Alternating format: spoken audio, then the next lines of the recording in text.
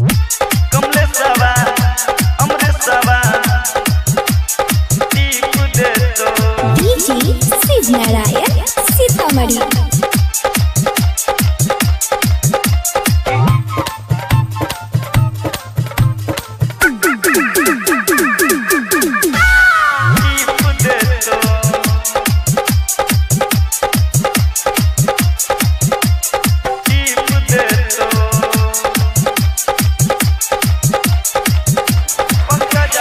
होटी मलाली गाने मवाली,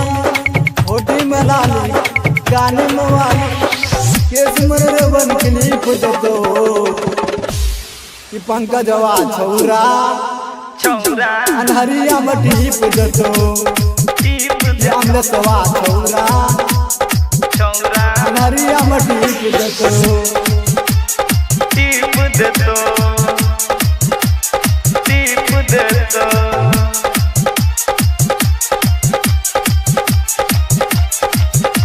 कमलेशवा छौरा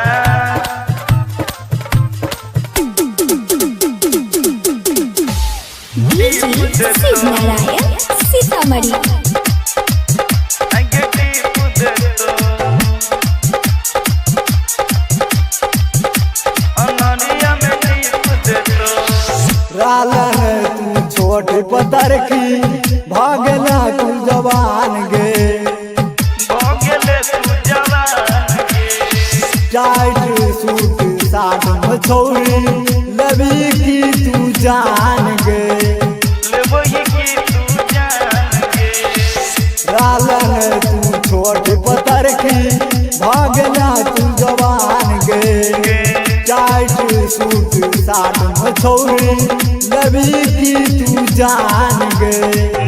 अगे क्रीम से न लब लिप देतो कि पंकजवा छौरा छौरा अनहरिया में टीप देतो टीप दे तो अमृतवा छौरा छौरा अनहरिया में टीप देतो टीप दे तो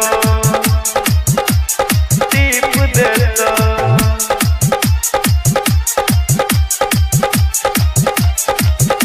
कमलेशवा छौरा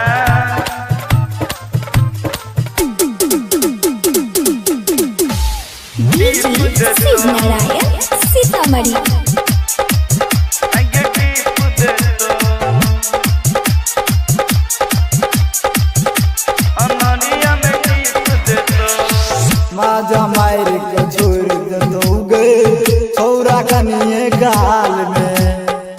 छौरा कनिए गाल में लागे चुम्मा मूड बने तो तोरा गोर की गाल में तोरा गोर की गाल में माजा मार के छोड़ देतो गे छौरा कनिए गाल में लागे चुम्मा मूड बने तो तोरा गोर की गाल में मुकसवा छौरा लिख देतो